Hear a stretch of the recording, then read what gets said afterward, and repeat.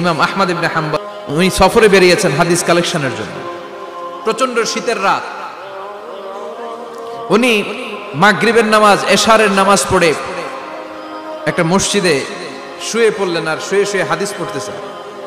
আর মনে মনে ভাবলেন রাতটা মসজিদে কাটায় দেই, ফজরের নামাজ পড়ে আবার বেরোবো। কিন্তু দারোয়ান এসে বলে মসজিদে থাকতে পারবেন না, ওঠেন। দারোয়ান আছে না, কথা কন। আহমদ ইবনে হাম্বল বললেন আমি শুধু রাতটা থাকতে চাই, আমি তো ফজরেরও মুসল্লি, ফজর নামাজ পড়বো তো এই মসজিদে, আমার থাকতে দাও। দারোয়ান তো দেয় না, কেন? মসজিদে থাকার জায়গা না, যান মিয়া। উনি যে আহমদ ইবনে হাম্বল এটা চিনে নাই, থাকতে দেয় না। কি করবে এখন? উনি কাঁথা গুছিয়ে হাদিসের কিতাব নিয়ে কাঁধের মধ্যে ব্যাগ নিয়ে মসজিদ থেকে বেরোয় গেলেন। কি আর করবে, প্রচন্ড শীত, আর কাঁপতেছেন, বুড়ো মানুষ। পথিমধ্যে দেখলেন বাজার, বাজার একজন খাব্বাজ, শাবুন খাব্বাজ, যুবক রুটি বিক্রেতা।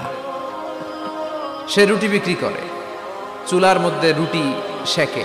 সে যে সালাম দিল আসসালামু আলাইকুম, যুবক বলে ওয়ালাইকুম আসসালাম। আহমদ ইবনে হাম্বল বলে যুবক আমার যাওয়ার জায়গা নেই, সফরে বেরিয়েছি, খুব শীতে কষ্ট পাচ্ছি, রাতে যদি তোমার এই চুলা থেকে একটু আগুন পোহাই কোনো সমস্যা? যুবক বলে না না সমস্যা না, আহলান ওয়া সাহলান, খোশ আমদেদ, আসেন আসেন, আপনি আগুন পোহাইলে আমার সমস্যা কি? সুবহানাল্লাহ পড়েন। আল্লাহ শুকরিয়া করে উনি বসলেন আর আগুন পোহাচ্ছেন। আর খেয়াল করলেন যুবক রুটি বানায় আর পড়ে আস্তাগফিরুল্লাহ, রুটির দলা বানায় পড়ে আস্তাগফিরুল্লাহ, খামির বানায় আর পড়ে আস্তাগফিরুল্লাহ, রুটি নিয়ে উনুনের ভিতরে চুলার ভিতরে সেকা দেয় আর পড়ে আস্তাগফিরুল্লাহ। দোকানদারের কাছে কেউ আসলেই সে রুটি দেয় আর পড়ে আস্তাগফিরুল্লাহ। ক্রেতার কাছ থেকে টাকা নিয়ে ক্যাশ বক্সে রাখে আর কি পড়ে? আবার রুটি বানানো শুরু করে আর কি পড়ে? খালি এইটাই পড়তেছে। ইমাম আহমদ ইবনে হাম্বল তো অবাক, কিরে এটা আবার কেমন যুবক, খালি আস্তাগফিরুল্লাহ। উনি প্রশ্ন করলেন যুবক ঘটনা কি? আসার পর থেকেই তোমার দেখতেছি তুমি রুটি বানাও, রুটি বিক্রি করো আর পড়ো আস্তাগফিরুল্লাহ, মালাকা ইয়া শাবাব। যুবক বলে আস্তাগফিরুল্লাহ আমার সবচেয়ে বেশি পছন্দের আমল, আমি সব সময় আঠার মতো ইস্তেগফারের সাথে লেগে থাকি আর সব সময় পড়তে থাকি আস্তাগফিরুল্লাহ, আর এর বদৌলতে আল্লাহ আমারে মুস্তাজাবুদ দাওয়া বানিয়ে দিয়েছে। আহমদ ইবনে হাম্বল তো অবাক, আনতা মুস্তাজাবুদ দাওয়া, তুমি মুস্তাজাবুদ দাওয়া রুটিওয়ালা? আমি এত বছর হাদিস পড়াই, আমিও তো মুস্তাজাবুদ দাওয়া না, আর তুমি রুটি বেচো বাজারে, তুমি মুস্তাজাবুদ দাওয়া, তুমি দোয়া করলে সব কবুল হয়ে যায়? যুবক বলে না আনা মুস্তাজাবুদ দাওয়া, আমি আমার জীবনে যত দোয়া করেছি কবুল করে নিয়েছে কে? সব দোয়া কবুল করে নিয়েছে আল্লাহ, একটা দোয়া ছাড়া। কয়টা? আহমদ ইবনে হাম্বলের কৌতূহল, কিউরিয়াসিটি আরো বেড়ে গেল। কি? সব দোয়া কবুল হয়েছে একটা দোয়া ছাড়া? কি সেই দোয়া? যুবক এবার বলতে শুরু করলো আমার জীবনে যে দোয়াটা আল্লাহ কবুল করে নাই সেটা হচ্ছে আমি আল্লাহর কাছে অনেক চেয়েছি, অনেক দোয়া করেছি যে আল্লাহ শুনেছি এই জামানার সবচেয়ে বড় মুহাদ্দিস, তার নাম নাকি ইমাম আহমদ ইবনে হাম্বল। আল্লাহ তোমার কাছে আমার চাওয়া আমি যেন এই ইমাম আহমদ ইবনে হাম্বলের দেখে মরতে পারি, আমি যেন ইমাম আহমদ ইবনে হাম্বলের হাতে হাত রেখে মুসাফা করতে পারি আর তার কপালে একটা চুমু এঁকে দিতে পারি।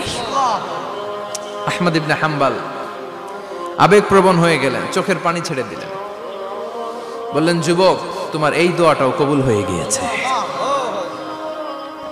আহমদ ইবনে হাম্বলের দেখার সাক্ষাৎ পাওয়ার জন্য আহমদ ইবনে হাম্বলের বাড়িতে তোমার যাওয়ার দরকার নাই, আহমদ ইবনে হাম্বল তোমার দরবারে ছুটে এসেছে। আনা আহমদ ইবনে হাম্বল মুহাদ্দিসুদ দাহর, আমি নিজেই আহমদ ইবনে হাম্বল। যুবক চোখের পানি ছেড়ে দেয়, আহমদ ইবনে হাম্বল চোখের পানি ছেড়ে দেয়। যুবক চিৎকার মেরে ইমাম আহমদ ইবনে হাম্বলকে জড়িয়ে ধরে, হাতে হাত রেখে মুসাফা করে, কপালের মধ্যে চুমু খায় আর আল্লাহর শুকরিয়া করে বলে ও ইমাম আসলে এই দোয়াটাও আল্লাহ আজকে কবুল করে নিল। বিশ্বাস হয় সবসময় ইস্তেগফার পড়লে আপনার দোয়াগুলোর এইভাবে কবুল করে নিবে কে? এজন্য বিশ্বনবী সব সময় নামাজে সালাম ফেরানোর পরে পড়তেন আস্তাগফিরুল্লাহ। কি পড়তেন? 3 বার পড়তেন আস্তাগফিরুল্লাহ, আস্তাগফিরুল্লাহ, আস্তাগফিরুল্লাহ। পড়তে রাজি আছেন? ইস্তেগফারের অনেকগুলো আলফাজ আছে, সবচেয়ে ছোট ইস্তেগফার হচ্ছে এটা আস্তাগফিরুল্লাহ, আস্তাগফিরুল্লাহ। আরো আছে আস্তাগফিরুল্লাহ আল্লাযী লা ইলাহা ইল্লা হুয়াল হাইয়ুল কাইয়্যুম ওয়া আতুবু ইলাইহি। বিষ্ণু বলেন এই ইস্তেগফারটা যদি কেউ পড়ে, আত-তাওয়াল্লি মিন ইয়াউমিজ জাহাফ, যুদ্ধের ময়দান থেকে পালিয়ে আসা কবিরা গুনাহ। কি গুনাহ? কাফেরদের সাথে যুদ্ধ, আমি তাগড়া যুবক, তলোয়ার নিয়ে নেমেছি, আমার দেহের এক ফোঁটা রক্ত থাকা পর্যন্ত আমি যুদ্ধ চালিয়ে যাব, আমি ফিরে আসতে পারবো না। আইনটা কার? ফিরে আসলে কবিরা গুনাহ। বিশ্বনবী বলেন, যুদ্ধের ময়দান থেকে ফিরে এসেছে এরকম কবিরা গুনাহ অবলম্বনকারীও যদি আস্তাগফিরুল্লাহ আল্লাযী লা ইলাহা ইল্লা হুয়াল হাইয়ুল কাইয়্যুম ওয়া আতুবু ইলাইহি পড়ে, ওই কবিরা গুনাহকারীকেও ক্ষমা করে দিবে কে? পড়তে রাজি আছেন তো? আরে সব ইস্তেগফারের শ্রেষ্ঠ ইস্তেগফারের নাম সাইয়্যিদুল ইস্তেগফার। যত ইস্তেগফার হতে পারে এর মধ্যে সবচেয়ে শ্রেষ্ঠতম ইস্তেগফার নাম কি? কথা কন। বুখারীর বর্ণনা, শাদ্দাদ ইবনে আউস রাদিয়াল্লাহু তাআলা আনহু বর্ণনা করেন, এই সাইয়্যিদুল ইস্তেগফার দিনের বেলা যে পড়বে ওই দিনে মারা গেলে সে জান্নাতি। এই সাইয়্যিদুল ইস্তেগফার রাতের বেলা যে পড়বে ওই রাতে যদি ইন্তেকাল হয় ওই লোকটা জান্নাতি। আল্লাহুম্মা আনতা রাব্বি লা ইলাহা ইল্লা আনতা খালাকতানি ওয়া আনা আবদুক ওয়া আনা আলা আহদিকা ওয়া ওয়া'দিকা মাস্তাতা'তু আউযু বিকা মিন শাররি মা সানা'তু আবুউ লাকা বিনি'মাতিকা আলাইয়া ওয়া আবুউ লাকা বিযামবি ফাগফির লি ফাইন্নাহু লা ইয়াগফিরুয যুনুবা ইল্লা আনতা। সুবহানাল্লাহ পড়েন। আজকে রাতে পড়ছেন, মারা গেলে জান্নাতি। চিল্লায় পড়েন আল্লাহু আকবার। এজন্য বিশ্বনবী বলেন, আমার আগের গুনাহ মাফ, পরের গুনাহ মাফ, তারপরেও প্রতিদিন আমি 70 বার তওবা ইস্তেগফার পড়ি। আজকে থেকে পড়তে রাজি আছেন তো? বেশি বেশি ইস্তেগফার পড়া যাবে না? সব সময় তওবা ইস্তেগফার যারা পড়ে তাদেরকে পছন্দ করে কে? সব সময় জিকির করে করে জিহ্বাটারে যারা ভিজিয়ে রাখে তাদেরকেও পছন্দ করে কে? আল্লাহ বলেন, ওয়াজকুর রাব্বাকা ফি নাফসিকা তাদাররুআন ওয়া খীফাতান ওয়া দুনাল জাহরি মিনাল কওলি বিল গুদুবি ওয়াল আসাল ওয়া লা তাকুম মিনাল গাফিলিন। সুবহানাল্লাহ পড়েন। আল্লাহ বলেন, ওয়াজকুর রাব্বাকা ফি নাফসিক, আল্লাহরে মনে মনে ডাকো, তাদাররুআন ওয়া খীফা, আল্লাহর জিকির করতে আল্লাহ বলেছেন ফি নাফসিক। বুঝতেছেন না অর্থ? ফি নাফসিকা, মনে মনে আল্লাহর জিকিরটা করো। তাদাররুআন ওয়া খীফা, তাদাররুআন মানে বিনয়ের সাথে, with full of humility, submission and humbleness, বিনয়ের সাথে আল্লাহরে ডাকো। ওয়া খীফা, গোপনে গোপনে ডাকো। দুনাল জাহারি মিনাল কওল, চিৎকার চেঁচামেচি করে ডেকো না। কার কথা? আওয়াজ করে জিকির করো না। এই যে আমরা মাহফিলে লা ইলাহা ইল্লাল্লাহ জিকির করে, এটা তালিমান। উদ্দেশ্য কি? তালিমের জন্য আওয়াজ করে জিকির জায়েজ আছে, কিন্তু ব্যক্তিগত জিকিরের যে ইবাদতটা এটা আস্তে আস্তে হইতে হবে, এটা ভদ্রভাবে হতে হবে, চিল্লাচিল্লি করে নয়। আবার তালিমের জিকির ওইটাও ভদ্রভাবে। ইন্নাল্লাহা জামিল ইউহিব্বুল জামাল, আমার আল্লাহ সুন্দর, আমার আল্লাহর জিকিরের মধ্যেও সৌন্দর্য আছে না নাই? ইউহিব্বুল জামাল, আমার আল্লাহ সুন্দর, আমার আল্লাহর জিকিরের মধ্যেও সৌন্দর্য আছে না নাই? তালিমের উদ্দেশ্যে সবাই মিলে জিকির করা যায়, কিন্তু চিল্লাফাল্লা করা যাবে না, লাফালাফি করা যাবে না, মাথা ডানে বায়ে ঝোলানো যাবে না, ঠিক কি না?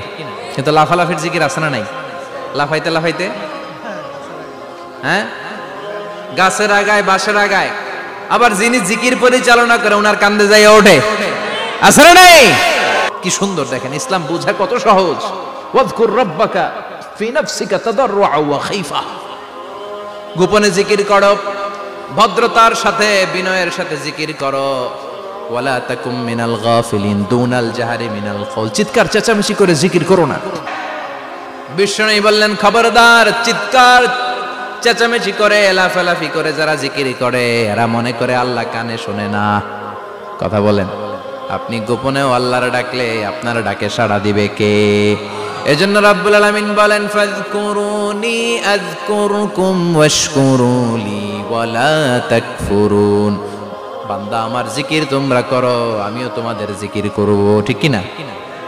আমরা যদি আল্লাহর জিকির করি আমাদেরও জিকির করে কে? সুবহানাল্লাহ কইবেন না? আমরা আল্লাহর জিকির করে, আল্লাহ নাকি আমাদের জিকির করে, জানো তো কথা এটা। আবার হাদিসে কুদসিতে আল্লাহ বললেন, ফাইন যাকারানি ফি নাফসি যাকারতুহু ফি নাফসি, আমার বান্দা যদি একা একা আমার জিকির করে আমি আমার বান্দারে একা একা স্মরণ করি। ওয়া ইন যাকারানি ফি মালাইন যাকারতুহু ফি মালাইন খায়রিম মিনহু, এরকম মহা সম্মেলন করে যদি কেউ আমি আল্লাহর জিকির করে আমি এর চেয়েও বড় মহা সম্মেলন ফেরেশতাদেরকে নিয়ে করে আমার বান্দারে স্মরণ করি। ওয়া ইন তাকাররাবা ইলাইয়া শিবরান তাকাররাবতু ইলাইহি যিরাআন, আমার বান্দা যদি আমার দিকে এক বিঘত আসতে চায় আমি আমার বান্দার দিকে এক হাত এগিয়ে যাই। আমার বান্দা যদি আমার দিকে এক হাত আসতে চায়, আমি আমার বান্দার দিকে দুই হাত যাই। ওয়া ইন আতানি ইয়ামশি আতাইতুহু হারওয়ালা, আমার বান্দা যদি আমার দিকে হেঁটে হেঁটে আসতে চায়, আমি আমার বান্দার দিকে দৌড়ে দৌড়ে যাই। সুবহানাল্লাহ পড়েন। এজন্য বিশ্বনবী বলেন, লা ইয়াজালু লিসানুকা রাতবাম মিন যিকরিল্লাহ, আল্লাহর জিকির দিয়ে জিহ্বাটারে ভিজিয়ে রাখবা। কার কথা? চিল্লায় বলেন কার কথা? সবসময় আল্লাহর জিকির করতে রাজি আছেন তো? সবচেয়ে শ্রেষ্ঠ জিকির বিশ্বনবী বললেন, আফদালু যিকরি লা ইলাহা লা ইলাহা লা ইলাহা ইল্লাল্লাহু মুহাম্মাদুর রাসূলুল্লাহ সাল্লাল্লাহু। সবচাইতে শ্রেষ্ঠ জিকির লা ইলাহা, এর চেয়ে শ্রেষ্ঠ জিকির আছে? কথা বলেন।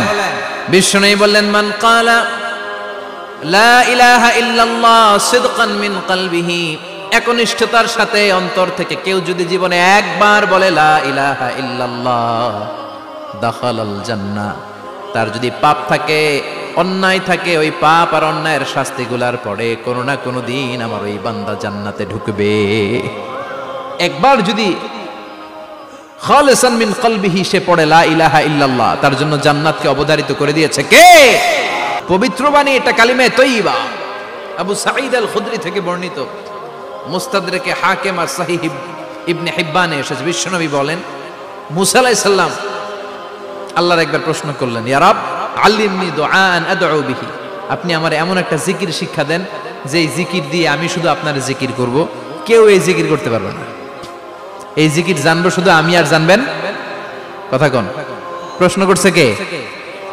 হ্যাঁ, কাকে করেছে? আল্লাহ এমন একটা জিকির শিখান যেই জিকির কেউ জানে না, আমি জানবো, আর ওই জিকির দিয়ে প্রাণ ভরে আপনারে ডাকবো। আল্লাহ বললেন, মুসা পড়ো লা ইলাহা লা ইলাহা ইল্লাল্লাহু মুহাম্মাদুর রাসূলুল্লাহ। মুসা আলাইহিস সালাম বললেন, আল্লাহ চাইলাম কি, কইলেন কি? লা ইলাহা তো জাতীয় জিকির, এটা তো আন্তর্জাতিক জিকির, এটা জানে না এমন কেউ নাই, এমনকি হিন্দু ভাইরাও জানে। কথা কন। আল্লাহ আমি তো চাইছিলাম এক্সক্লুসিভ, আমার জন্য স্পেশাল, এর চেয়ে সুন্দর আর কেউ জানবে না, এত সুন্দর একটা জিকির আপনি দিবেন, এটা আমি ডাকবো আপনারে আর আপনি শুনবেন। আল্লাহ বললেন, মুসা এর চেয়ে দামি আমার কাছে নাই। লাউ তাদউ লা ইলাহা ইল্লাল্লাহ ফি কাফা, লা ইলাহা রে যদি মুসা এক পাল্লায় রেখে দাও, ওয়াস সামাওয়াতু সাবউ ওয়াল আরদিন, সাত আকাশ সাত জমিন যদি আরেক পাল্লায় রেখে দাও, লা ইলাহা এক পাল্লায়, সাত আকাশ সাত জমিন আরেক পাল্লায় ওজন যদি দাও, লা রাজাহাত কাফাতু লা ইলাহা ইল্লাল্লাহ, মুসা দেখবা মুহূর্তের মধ্যে লা ইলাহা ইল্লাল্লাহর পাল্লা ভারী হয়ে গেছে। সাত আকাশ সাত জমিন এক পাল্লায়, শুধু লা ইলাহা ইল্লাল্লাহ আরেক পাল্লায়, মুহূর্তে লা ইলাহার পাল্লাটারে ভারী করে দিবে কে? এই বাণীতে যারা বিশ্বাস করে তারা এক আল্লাহর সামনে মাথা নত করে দেয়, গোটা পৃথিবীর কোন শক্তির সামনে ওই মাথা নত হয় না, ঠিক কি না? এই লা ইলাহা যারা আমরা মানি, আল্লাহ ছাড়া কারো সামনে মাথা নত করব? কোন শক্তি আমাদের মাথা নত করাতে পারে? এই কালেমার আন্দোলন যারা করে তারা আল্লাহ ছাড়া পৃথিবীর কাউরে ভয় পায় না, আর তারা চায় কালেমার পতাকা পৃথিবীর মধ্যে যেন পথ পথ করে উড়ে, ঠিক কিনা?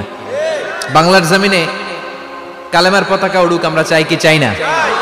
এই কালেমার সমাজ যদি হয়, ওই সমাজে কেউ লাঞ্ছিত হবে না, ওই সমাজে কোনো নারী নিগৃহীতা হবে না, ওই সমাজের কোনো কাজের মেয়েরা ধর্ষিত হবে না, ওই সমাজে দুর্নীতি থাকবে না, ঘুষ থাকবে না, চাঁদাবাজি থাকবে না, টেন্ডারবাজি থাকবে না, সমাজটারে শান্তি দিয়ে সমৃদ্ধ করে দিবে কে?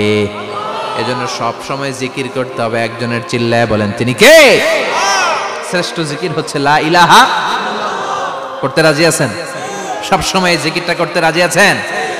দিনে রাতে যে কোনো মুহূর্তে আমাদের জিহ্বার মধ্যে থাকবে কি? কথা বলেন, জিহ্বায় থাকবে কি?